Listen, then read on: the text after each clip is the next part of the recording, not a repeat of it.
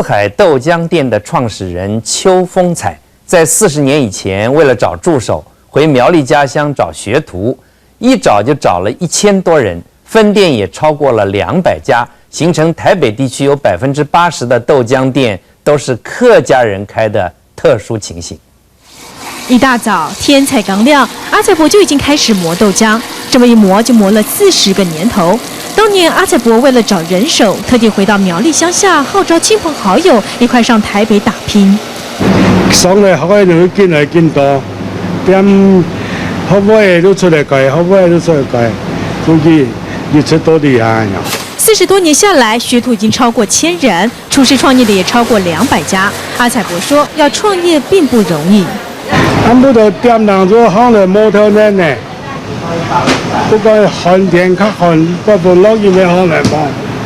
他看研究吃苦耐劳啊。这就是为什么台北的豆浆店有80%都是客家人开的。身为创始人的阿采伯，现在只要有空，还是会亲自上阵。他说，只要看到顾客吃得满意，他就会觉得很开心。民视新闻何乃强、陈小青台北报道。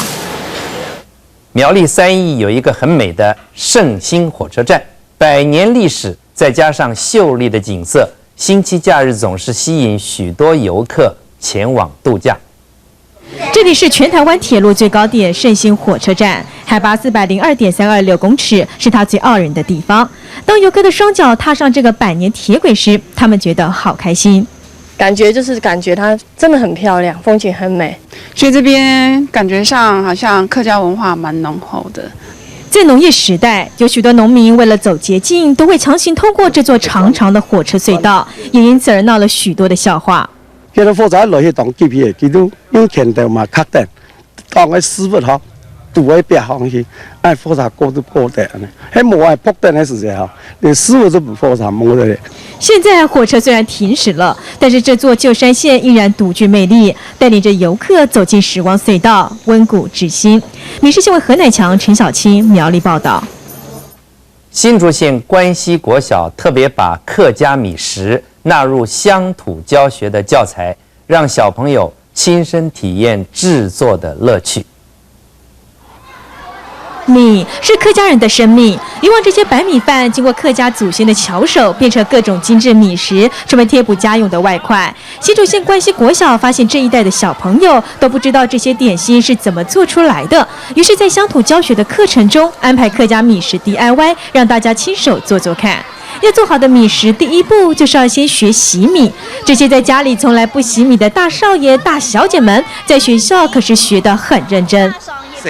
从小到的家哎，妈妈们、老妈妈们做这个菜吧，很辛苦，这个亲身体验一下。有些小朋友包得满头大汗，不过也有些小朋友等不及，先偷吃了起来。要加糖水。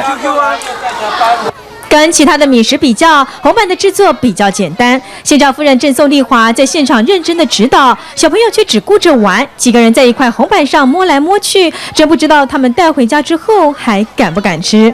民视新闻叶新凯新竹报道。